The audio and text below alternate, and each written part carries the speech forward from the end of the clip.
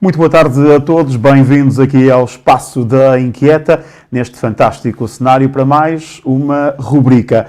Esta rubrica intitulada de Conversas com História. E há muita história para ser contada pelos protagonistas em primeira mão. Comigo hoje temos Hendrik Araújo, ele que viajou muito menino do Brasil para Portugal em busca de um sonho. Este sonho não foi concretizado nos patamares superiores do futebol português, mas está a ser concretizado no Campeonato de Portugal. E é com Hendrik que vamos conversar neste preciso momento, ele que representa a formação do Xandinenses.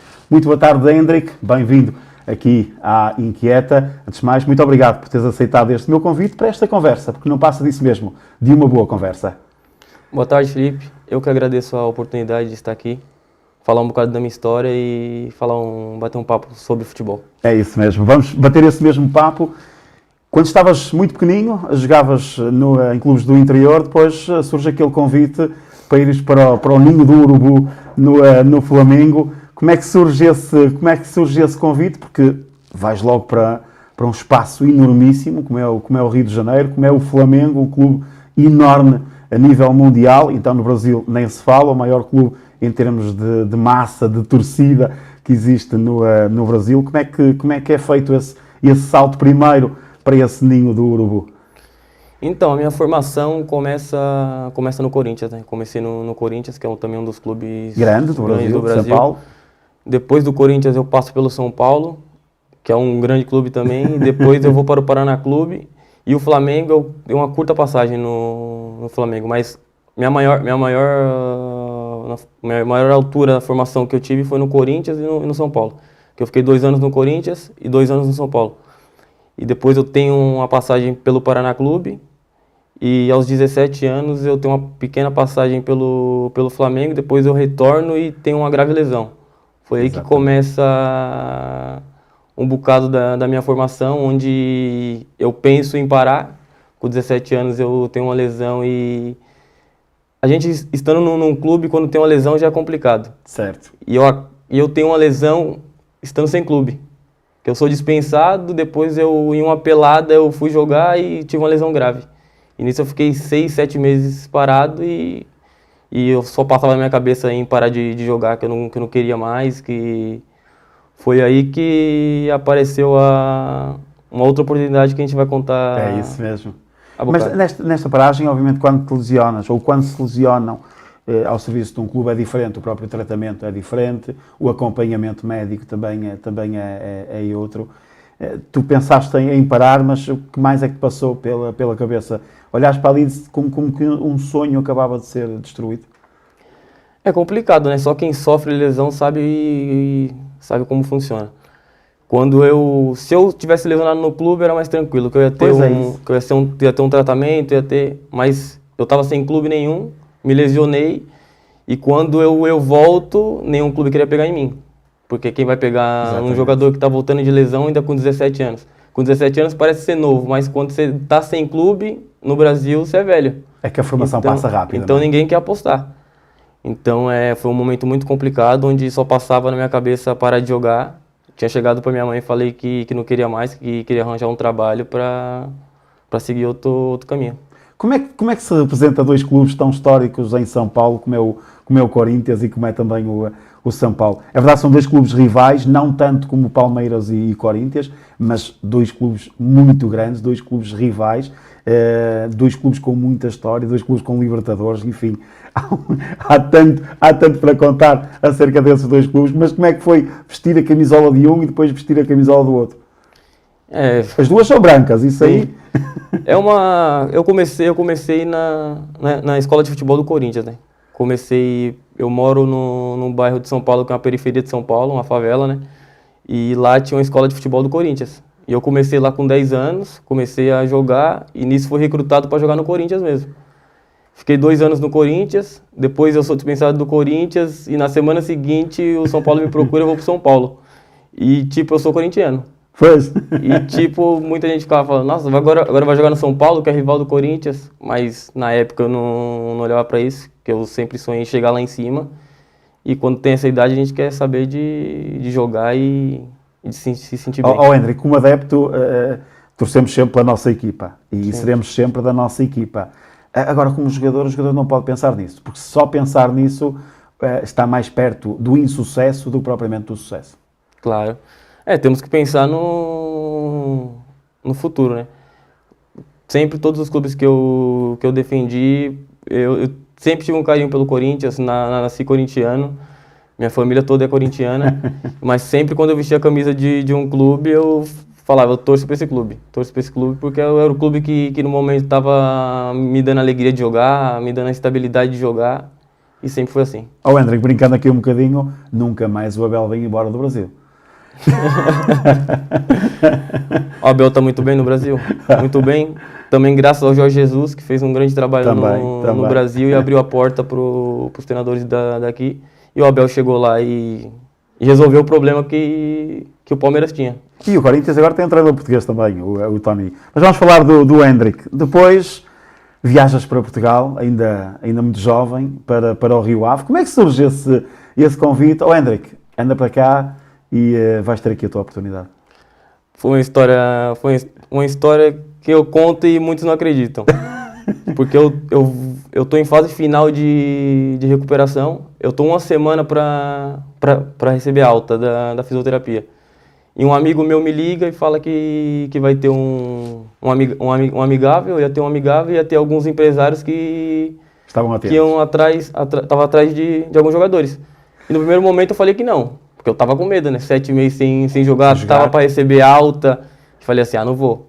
Não vou porque só eram jogadores que estavam atuando, que estavam em clubes. Eu falei, não vou. Ele falou, não, vamos lá, você vai lá, fica no banco, joga algum tempo para ver como você tá se sentindo mesmo. Claro. E eu falei assim, vou lá, não tenho nada a perder.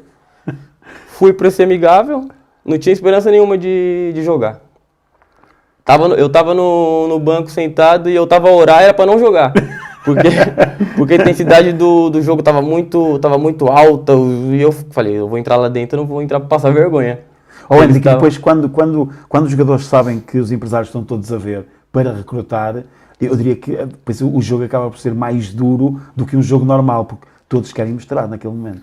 É a oportunidade da vida, hein? E ainda mais no Brasil, a gente sabendo que tem empresários de fora, é a oportunidade, toda a gente ali quer dar o máximo para tentar sair dali. Então eu tava ali, não tinha esperança de nada. Tava esperando de nada e aconteceu de o jogo tá rolar e foi pra segunda parte. Aconteceu de ter lesionado um miúdo e o gajo falou assim, vai lá pra dentro, faltava 15 minutos. E nesses 15 minutos nem eu imaginava, eu fiz coisas que tava voltando de lesão. Fiz coisas que foi impressionante mesmo e tinha o diretor desportivo do Rio Ave, que estava lá nessa ocasião, que era o François. E ele disse, eu quero contar com aquele miúdo. Então aí ele tinha 2 empresários que estavam com ele, que foram 2 empresários que mudaram a minha vida. Se o Hendrick está aqui hoje é graças a esses 2 empresários, que é o Alfredo Cerqueira e o Mário Borges, que fizeram todo o trabalho para mim vir para cá. E aí foi que o Hendrick chegou a Portugal pelas portas do Rio Ave. Hendrick, nesses 15 minutos que tu entraste, apesar de estares com medo, apesar de estar a rezar para não jogar, eu diria que nós tantas vezes falamos, quer dos jogadores, quer dos treinadores, quer dos árbitros, quando entram para dentro de campo, depois não ouvem mais nada. É verdade que tu ali entras para dentro de campo e já não pensas em mais nada. Tipo, é a bola, sou eu, é o adversário e bora para cima. Isso é verdade, como eu disse para você, Felipe, eu entrei com medo, tava com medo, mas quando começou a rolar a bola... Passou medo. E aquela cena, eu sou um gajo que acredita muito em Deus, e quando é para acontecer, acontece. Porque em 15 minutos eu fiz coisas que eu não imaginava que iria fazer, fiz e graças a Deus consegui receber uma oportunidade, vim para o Rio Ave, onde aí começa a minha história em Portugal. E depois como é que foi carimbar aquele passaporte, chegares a Portugal... Quais foram as primeiras sensações aqui em Portugal? Eu confesso que eu nem sabia o que era passaporte. Quando eu não tinha essa noção. Eles falaram, fica tranquilo, você só tem que trazer seu documento, a gente vai tratar de tudo. Tratamos de tudo. Tratou de tudo. Passou um mês, eu viajei para Portugal. Quando eu cheguei aqui em Portugal, eu achava que eu não ia conseguir me adaptar tão rápido, Porque eu tava voltando Porque minha volta pro campo foi no Rio Ave, foi na pré-época. Pois é isso. Eu não tive aquele... Quando eu chego no Rio Ave, eu faço uma pré-época espetacular que surpreendeu toda a gente. Foi aí que a gente começou a fazer um bom trabalho no Sub-19 do Rio Ave, onde que o Rio Ave nunca tinha ido para a fase final Do Campeonato Nacional. do Campeonato Nacional. Foi a primeira vez. Tínhamos uma equipe que tinha muita qualidade, muitos jogadores que alguns conseguiram chegar num patamar muito bom. E eu, quando chegou em janeiro, eu já estava treinando com a primeira equipe, Com a por Sena. primeira equipe. Eu treinava com a primeira equipe, eu treinava 1 ou 2 vezes por semana e descia para jogar No Júnior. no Júnior. Foi aí que eu tive uma experiência que, para mim, foi uma das melhores. Trabalhei com o Nuno Espírito Santo, com o Ederson, com o Oblak. Exatamente. E na época eu não imaginava a proporção que depois o Ederson e o Eu Oblak diria que ninguém, ia diria que tomar. ninguém. Porque era o Ederson, era o reserva e o Oblak também era reserva. Os dois eram reserva. E os dois se tornaram os dois guarda-redes melhores do E depois mundo. começa o Oblak, e depois há um jogo em que o Oblak ou é expulso ou é lesionado, acho que é expulso, e entra o Ederson e depois é a história, não é? Sim. E depois é a história. E o Ederson tem uma história muito bacana também, que o Ederson no Brasil, ele jogava no São Paulo, ele foi dispensado do São Paulo, por altura. Dispensaram ele, porque eu cheguei a jogar com ele no São Paulo. Ele era um ano mais velho que eu, e dispensaram ele porque ele não tinha altura para guarda-redes. Falava que ele era pequeno. E hoje ele... Dos melhores do mundo. Passou pelo Ribeirão também, Passou pelo por Ribeirão. abaixo. Sentiste que ali na fase dos júniores para os séniores faltava ali um meio termo, faltava ali uma equipa B, um sub-23, para vocês poderem ganhar muito mais rotina, para entrarem mais rapidamente na equipa sénior? Achas que foi isso que faltou? Eu costumo dizer que naquela época, se a gente tivesse, que igual hoje, tem muitas equipes sub-23, É isso, criar essa exatamente. Liga Revelação, eu acho que ajudaria muito. Nessa época a gente não tinha isso.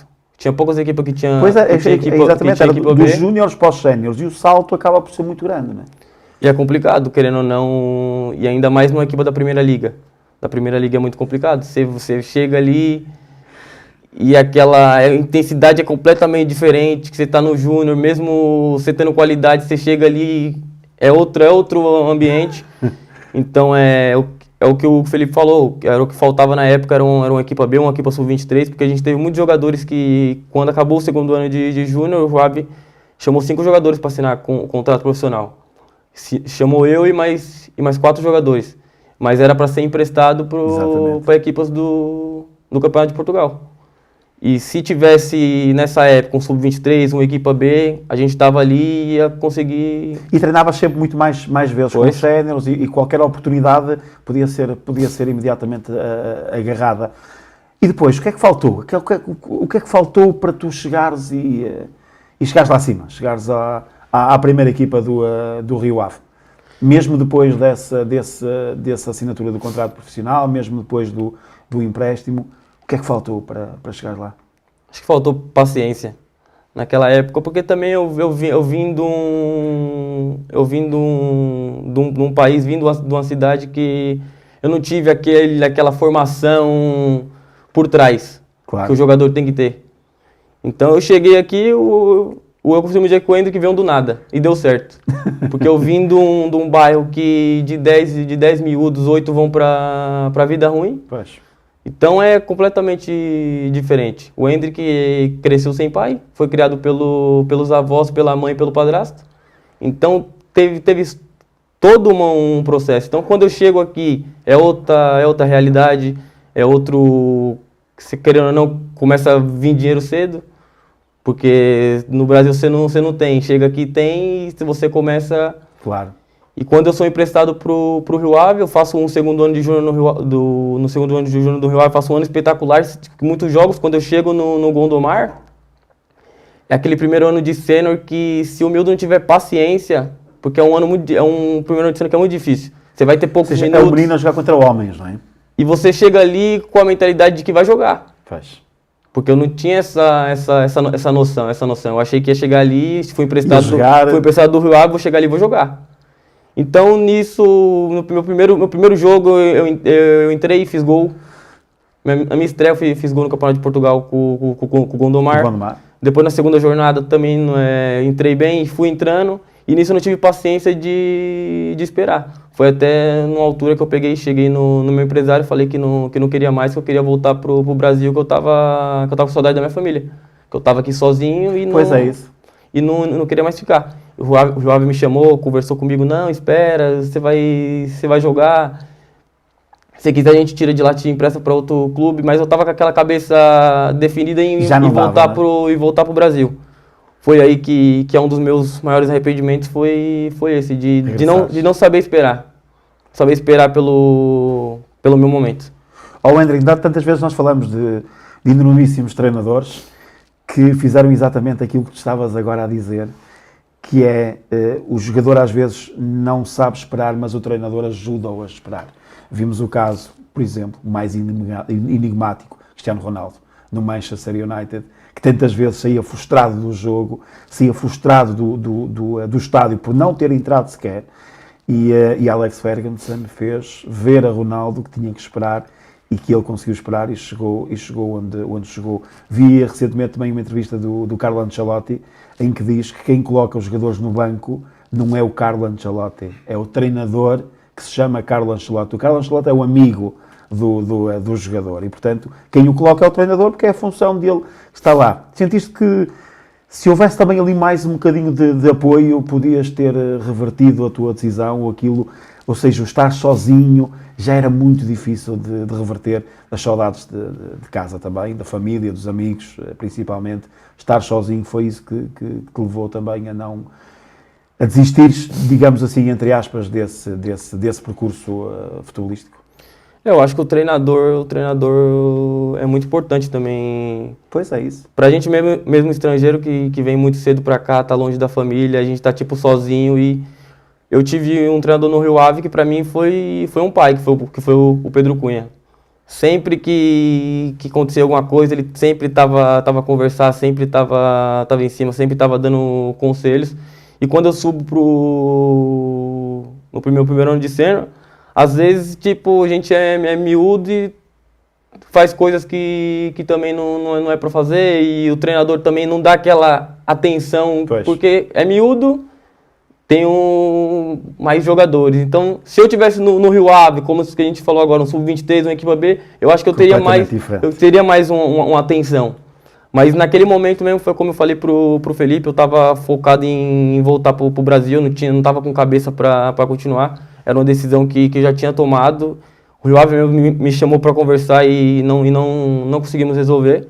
Foi aí que eu retornei pro Brasil. Foi um erro que eu me arrependo até hoje.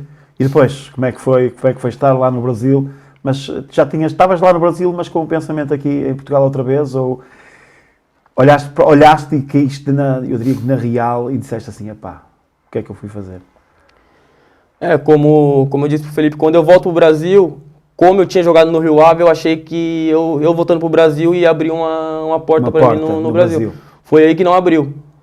As portas estavam fechadas no Brasil, eu não consegui clube no Brasil, então meus empresários começaram a tratar já para a próxima época. Foi aí que eu voltei para cá, eu volto para Naval. Mas quando eu vou para Naval, a Naval tá em fase em falência. E aconteceu o quê? Eu vou para Naval, fico 3, 4 meses sem receber, e nisso eu falei assim, não, isso não é para mim. Foi aí que levei outra paulada e falei assim, não, isso não pode estar acontecendo.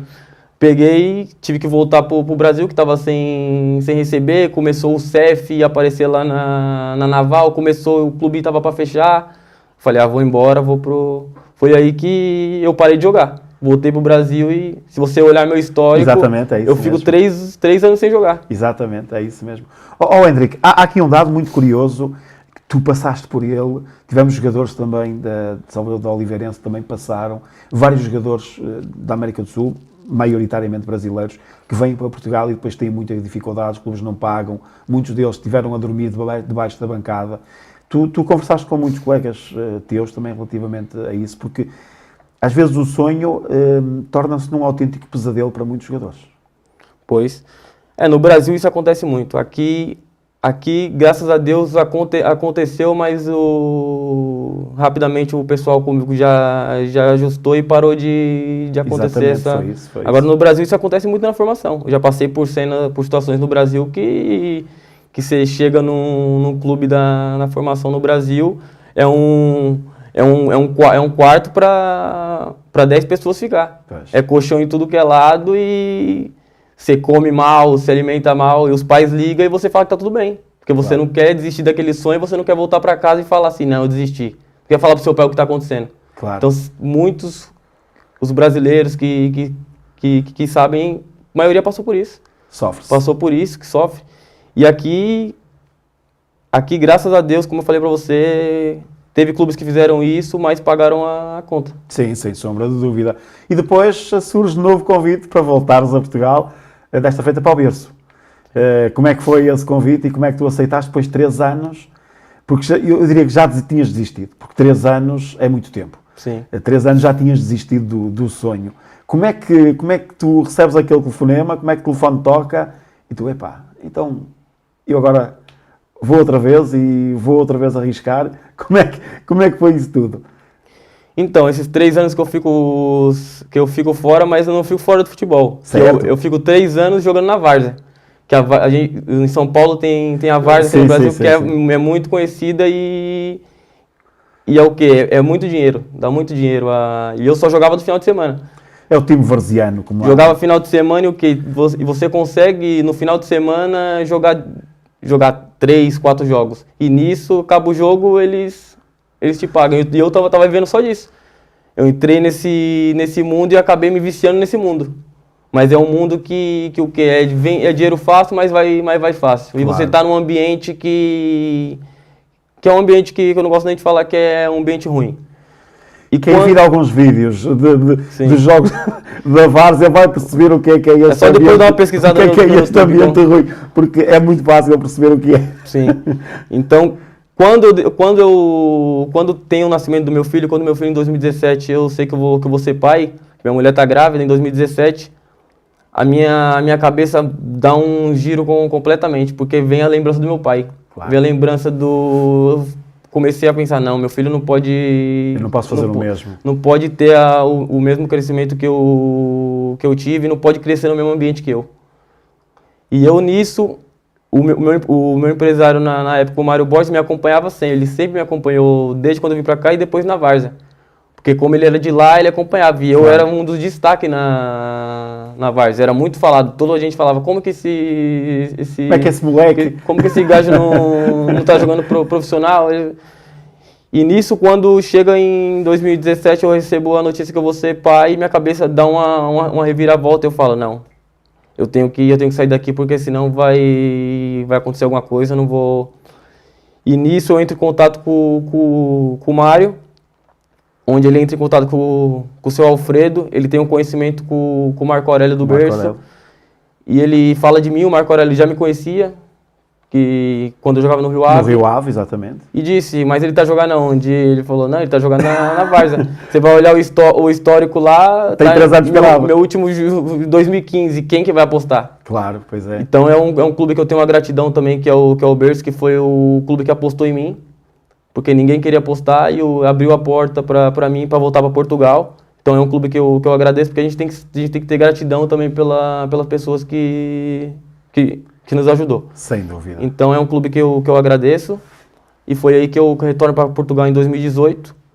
Retorno para Portugal em 2018, onde eu trago minha mulher e meu filho. E aí começa a jornada do Hendrick outra vez. Jornada até agora, porque nunca mais só férias a que regressas ao Brasil, porque nunca mais ficaste sempre por cá. Jogas no Berço, tens um trajeto brilhante no clube, porque depois sobe dos distritais para os campeonatos de Portugal. Segue-se depois o Brito Sport Clube, com mais uma subida de divisão. Segue-se o Sandinenses, com mais uma subida de divisão. Ou seja, se quiserem subir de divisão, têm que contratar o Hendrick, não é? É um percurso que eu me orgulho muito. Quando eu chego no Berço, a gente faz uma época brilhante. Uma Sem época... dúvida. E eu até uma história engraçada que eu vou contar é... Quando eu chego no Berço, eu chego lesionado. Porque eu tinha um acordo com a equipe da Várzea no Brasil para fazer um campeonato. E a final do campeonato caiu num domingo. Ok. E eu tinha que viajar na terça-feira. No domingo fomos campeões, mas eu tenho uma lesão na coxa. Tenho uma lesão na coxa, então eu viajo lesionado, mas não falo nada. Claro. Porque eu vou falar, capaz Vamos já embora. Quando eu chego no berço, eu chego lesionado, mas eu tenho uma lesão que quando eu vou arrancar, andar anda normal. Andar você anda normal.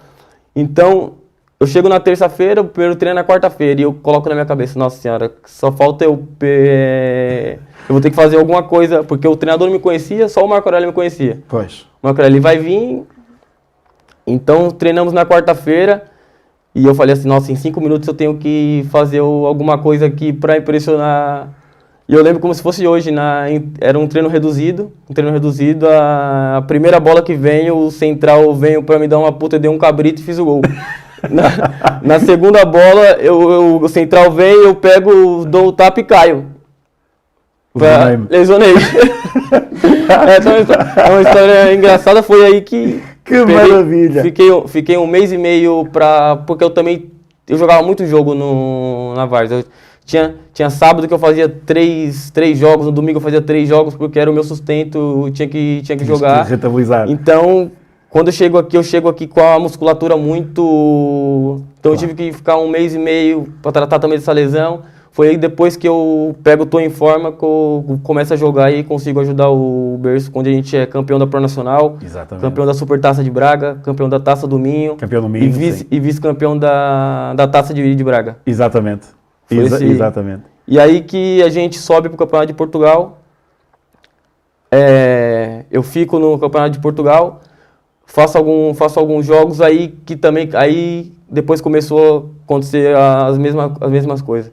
Porque eu estava aqui com minha mulher e meu filho, mas o restante da minha família estava no Brasil. Estava passando por uma situação complicada. E nisso minha cabeça começou a virar, eu comecei a ter dificuldade, não tinha mais alegria de jogar.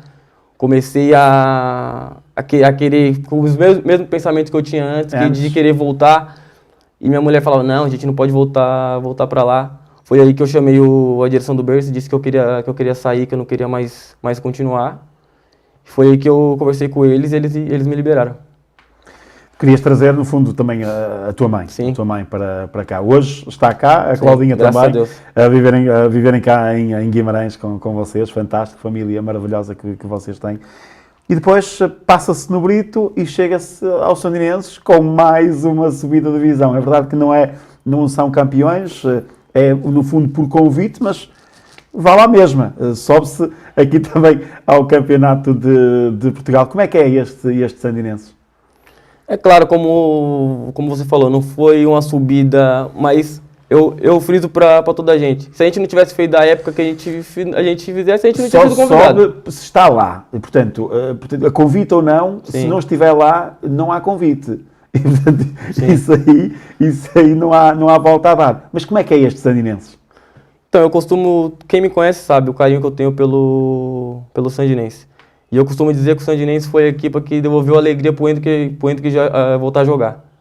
Porque quando eu recebo o convite do Sandinense, eu tinha muitas propostas melhores que o Sandinense financeiramente.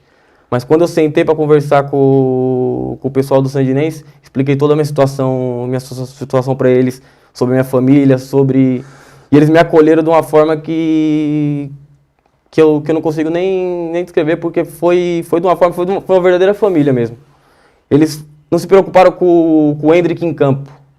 Porque muitas equipes se preocupam só com ele vai lá para dentro, ele tem que resolver, ele tem que jogar. E não se preocupa no que está se passando com o jogador fora dele. E Às vezes é tão mais importante o homem do que o jogador.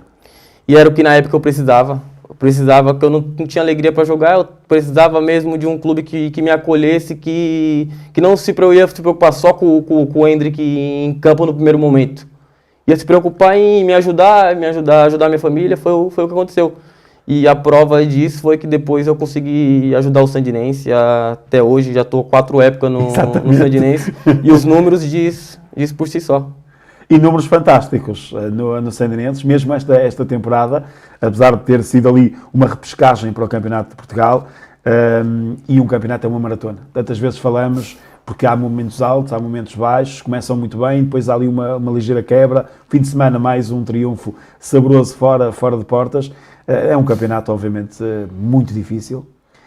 Hendrik, não é uma pergunta polémica, porque não entra aqui nesta minha questão, mas é um campeonato de uma injustiça muito grande, porque um campeonato onde só há 14 equipas e 5 delas têm que descer de divisão, eu acho que é desumano.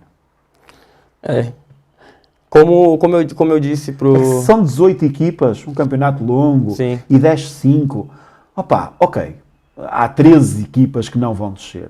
Agora, num campeonato de 14, 5 descerem, acho que não faz sentido. Mas isso é a minha opinião, claro. Sim. Ainda mais para um clube como o Sandinense, até o Brito mesmo. Sim, claro.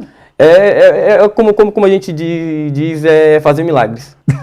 Que você, mas é que não duvido. que você entra ali, gente, a nossa equipa toda trabalha o dia todo. Chega às 8 horas da noite para treinar. Eu costumo dizer que a nossa equipa tem um espírito de sacrifício que o que o nosso grupo de trabalho faz é algo impressionante. É algo impressionante. Treinar 4 vezes por semana, depois de um dia de trabalho, chegar ao domingo e andar como a gente anda, é um grupo que é fantástico. E que não é profissional, porque grande parte das equipas, não são todas, é verdade, mas grande parte das equipas do Campeonato de Portugal, principalmente Série B e Série C, mais estas, já são quase todas profissionais e, portanto, é um andamento completamente diferente do treinares de manhã, altamente profissional, com alimentação adequada, com descanso adequado, com cestas da parte da tarde adequadas para que depois o corpo esteja preparado para o treino. Isto não acontece.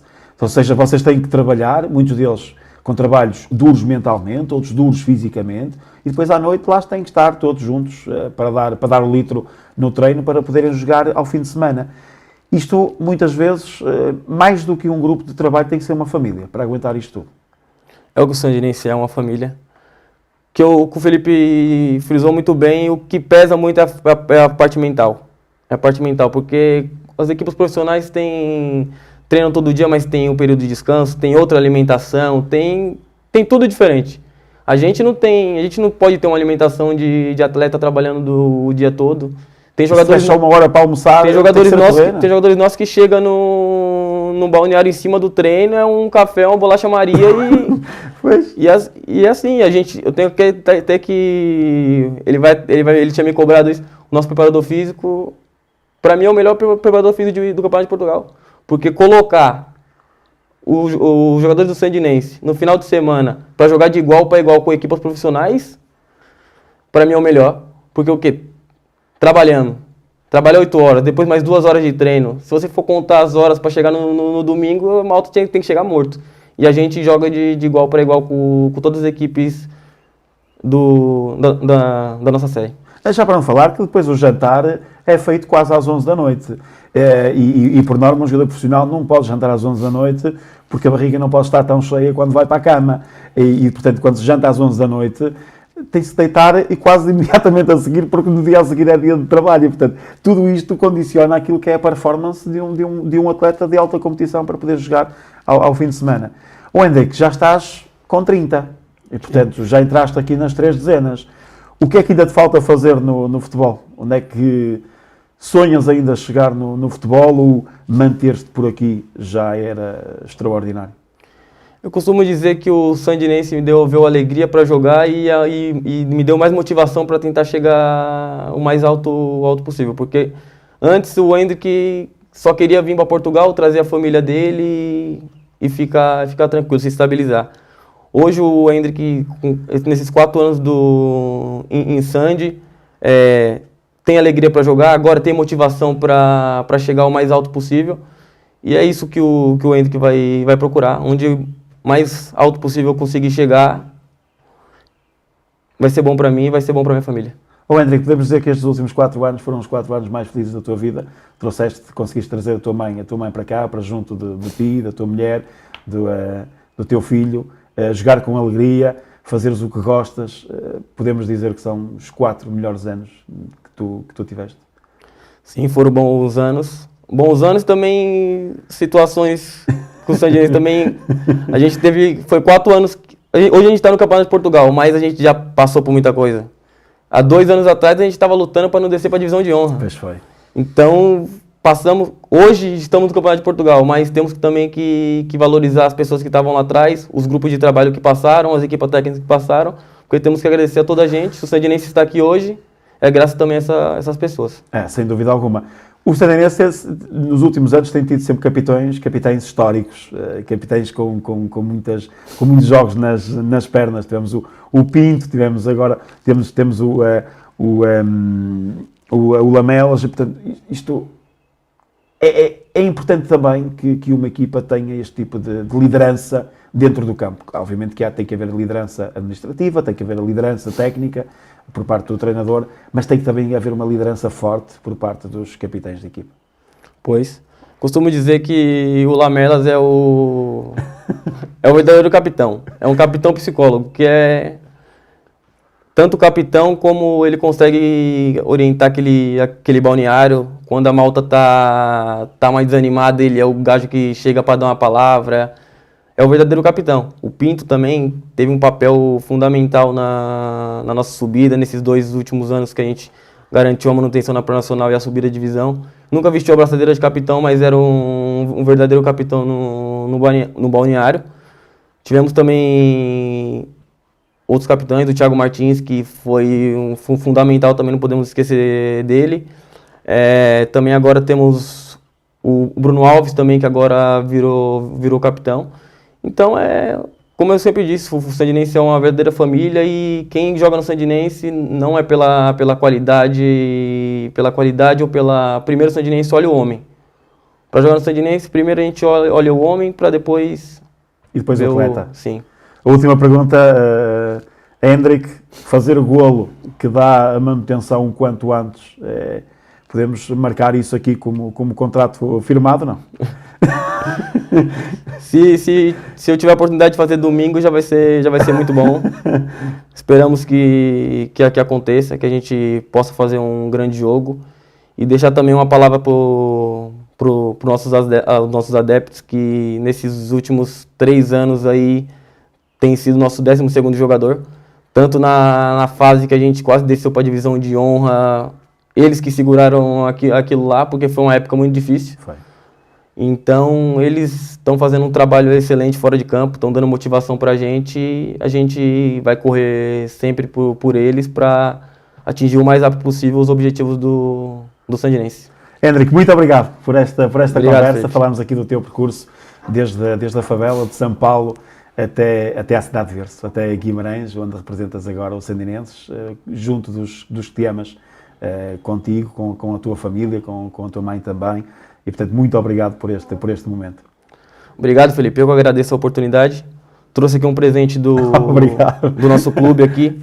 Em breve a gente vai trazer a camisa para você, também? Opa, muito obrigado. Deixa-me mostrar aqui à malta, porque é o cachecol que aqueles jovens meninos que estão sempre lá atrás da baliza a fazer um barulho enorme, costumam também levar para os jogos. Bem, e é com este cachecol e também com esta conversa maravilhosa com o Hendrik que terminamos este mesmo programa. Até para a próxima semana com mais um convidado. Até lá, um forte abraço.